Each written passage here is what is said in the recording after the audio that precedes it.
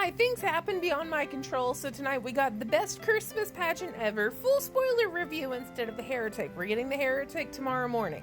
I do apologize, but also I don't get paid for this, so we just have to roll with the punches, okay? So welcome back, and thank you once again for trusting me with your full spoiler movie reviews. That thing I do where I watch movies and then I tell you all about them.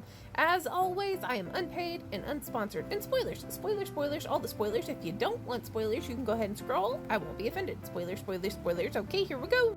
This is the 2024 rendition of The Best Christmas Pageant Ever, a book/movie/play that any kid in parochial school or Sunday school or just grew up in the church would know.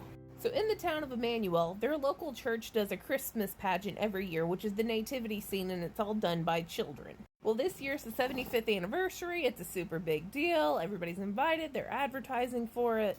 Well, what do you know? The lady that's been running the damn Christmas pageant for like 47,000 years falls and breaks both her legs. Well, one of the moms who's never directed a Christmas pageant before offers to direct the Christmas pageant, and that is Judy Greer.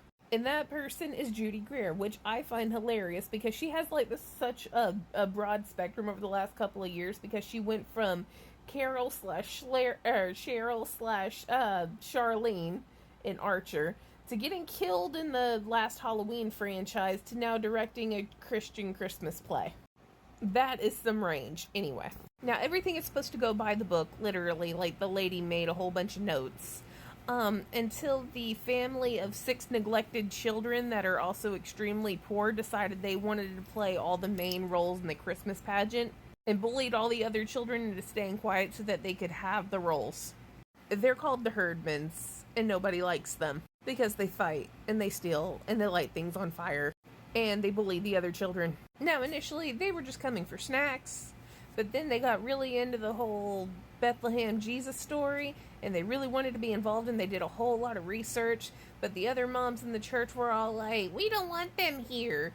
And then Judy Greer was like, well, not really fuck you because church, but essentially, fuck you, they can do this. And then they do it, and it's wonderful, and they have the best Christmas pageant ever, and all the kids grow up to be really well adjusted, well, except one of them.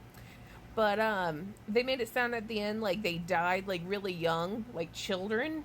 I was a little worried there, because it's been the better part of probably 20 years since I've heard this story. But no, they give us an epilogue, so we're okay. The end.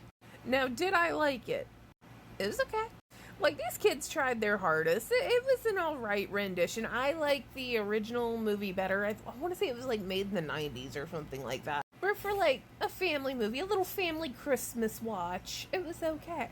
I'm kind of surprised it wasn't just like a Netflix movie or something, or not even a Hallmark movie. What is that one that Candace Cameron has, the Christian streaming thing, or whatever that streaming platform Candace Cameron has?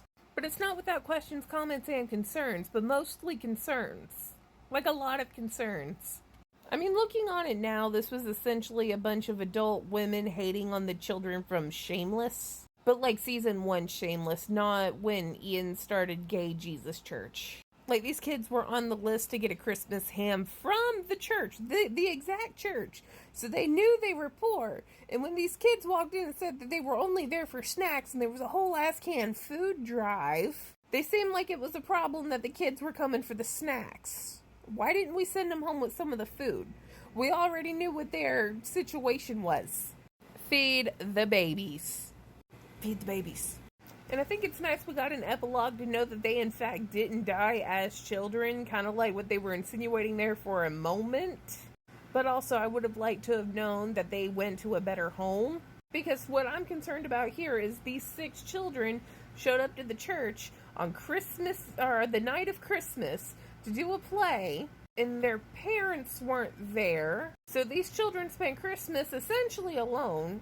And then they went and did this wonderful thing, and then they had to go home alone again on Christmas.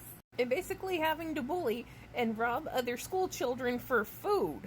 And nobody got involved with their home life trying to figure out, hey, maybe why is this happening? But overall, for a rendition of said story/play/movie, it was okay. Liked the original better, but this was alright. Oh, and also surprise Lauren Graham. I did not expect that. I'm gonna give it like an 8 out of 10. Nah, Yeah, an 8 out of 10 because, like, it's a good family movie. If y'all are into that kind of thing, I think you're gonna like it. You can take your small children, you can take your bigger children. Like, it's a very family oriented, nice Christmas story, okay? So 8 out of 10. Okay, bye.